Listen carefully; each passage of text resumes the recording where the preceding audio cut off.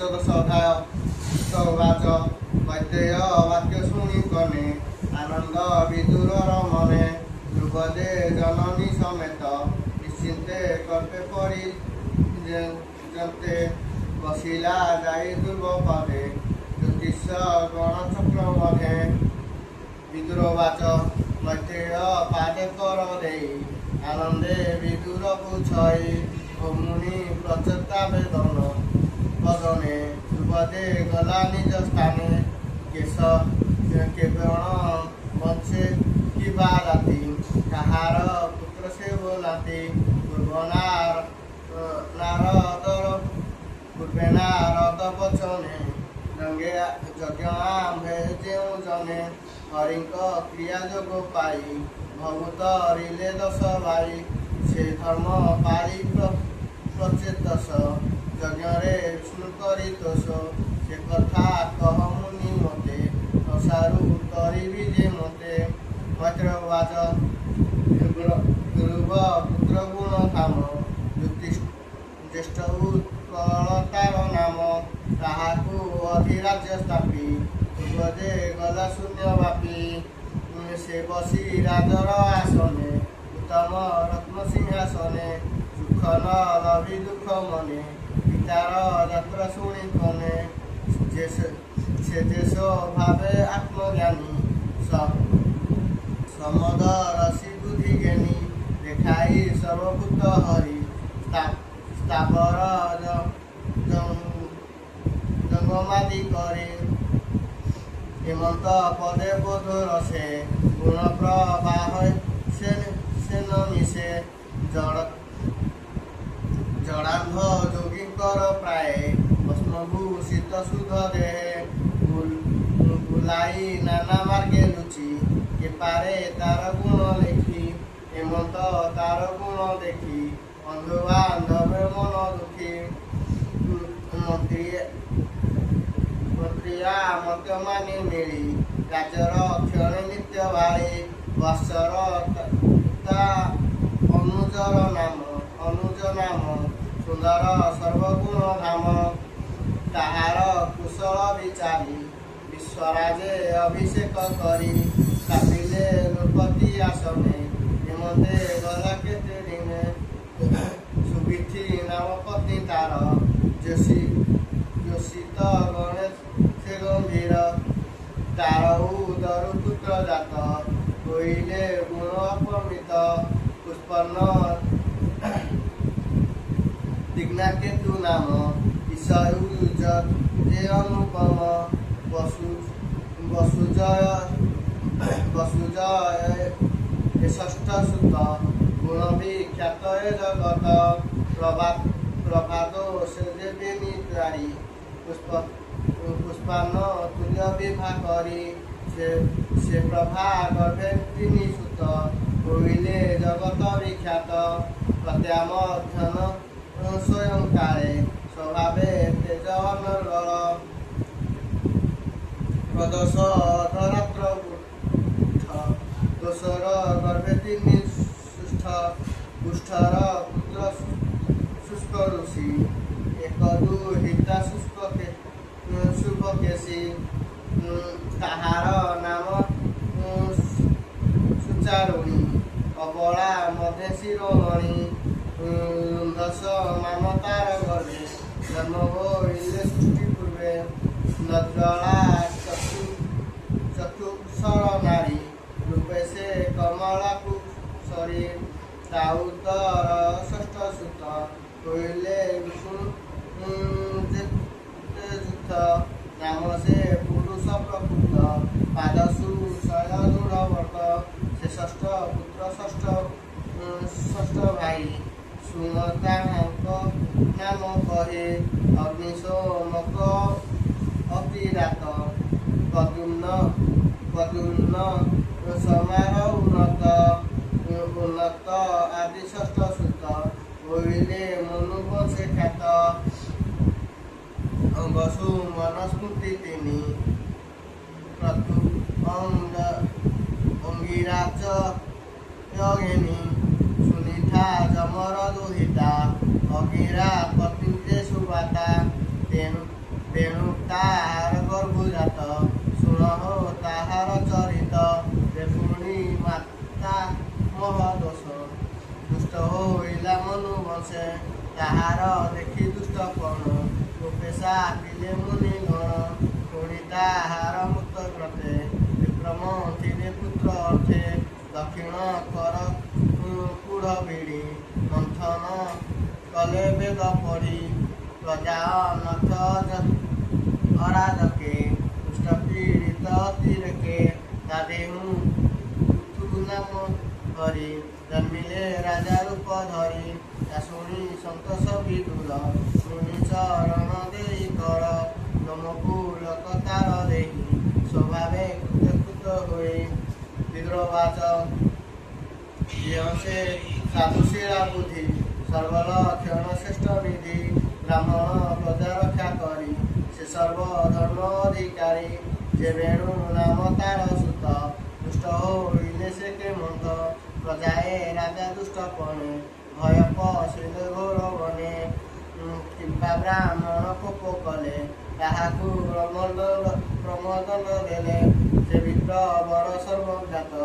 ଆଗାମ ନିଗମ କରତ ଏତେ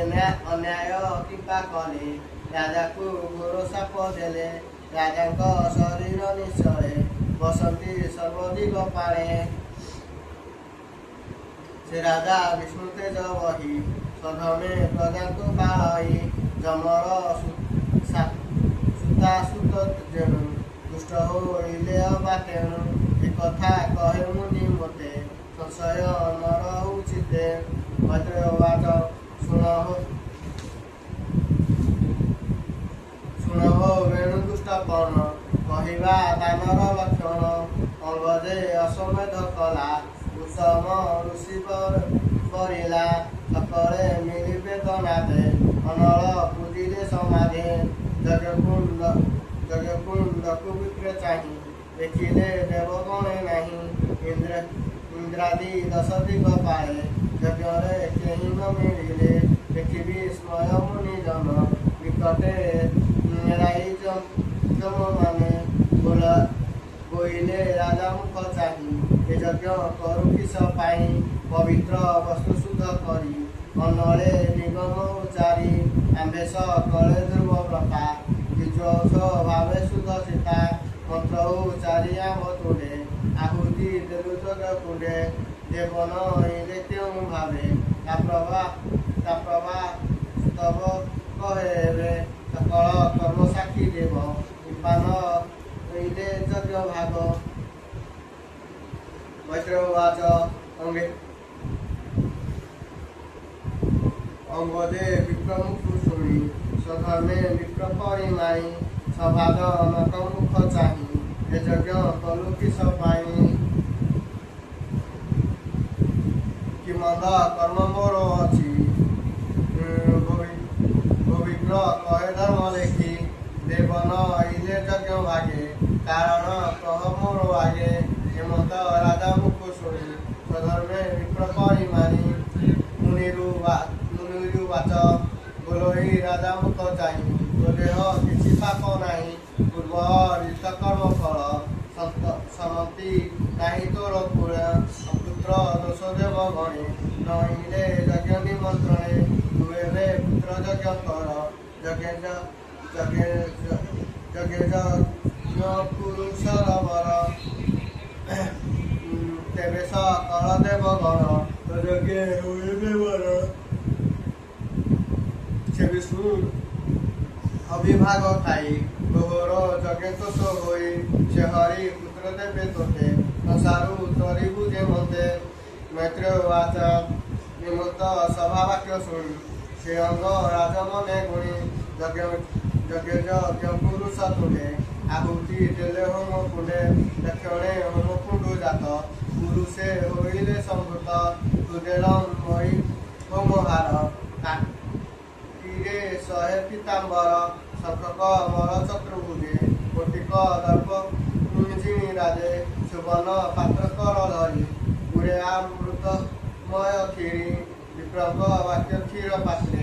ଏମି ପୁରୁଷ ଅଦ୍ଭୁତ तेज रंजे दीपख्याति हिमीण विप्र कले नीति षोड़श उपचार जीते यज्ञ पूजिले जगन्नाथे विष्णु को पूजी यज्ञ बाटे वर कहले यथा दूते मने जानी हरि कहती सत्र चक्र पाणी यज्ञ पुरुष वाच शुणु तम विप्र गणी सुप्ति कारणे मोटे पूजिला तम यज्ञ मते तुम्हार काम साध अर्थे अस्तु हो एव बाछा फल मो अवशेष निर्माल्य एणु यहाकू दिय राज हस्ते आग्रणे करिब नाश व्रते पत्नी जीव तोर देवे तार देवे सुपुत्र हेब तागर गर्भे मैत्रवाच हेमंत कही जनार्दन दक्षिणे होइले अंतर्ध्यान यज्ञ आज्ञा घेनी ब्राह्मण करी जय ध्वनि सुवर्ण पात्र विप्रक वाक्य शिरे पात्र करे घे नुप्रनाथ आग्रहण करी नाश द्वारे देले से निज पत्नी करे से पुण्य बरखी नाही रहिबु जिलाता घरणी दक्षिणे कुशवन भावे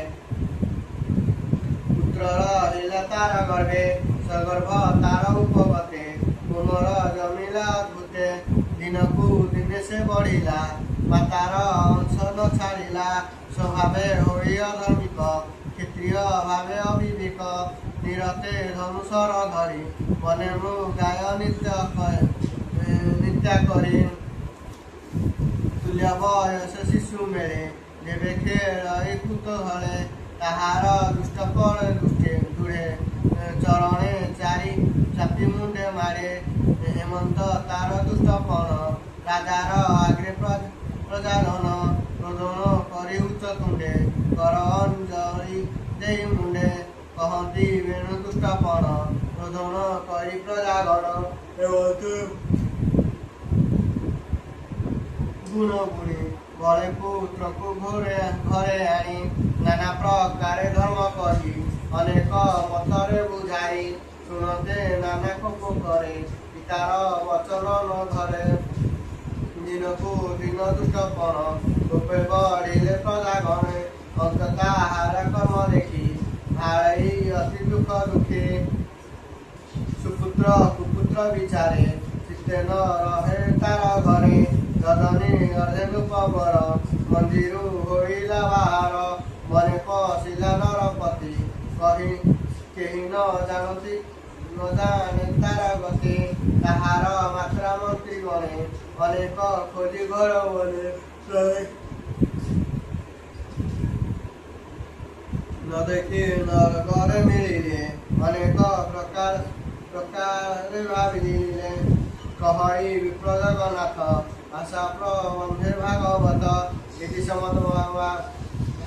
श्रीमद्भागवते महापुराणे परमहंस संहिताय वैशिक चतुर्थ स्कंध राज्यकरणे वेणुजन्मिनी जन्मनि नमे पंचम अध्यायः।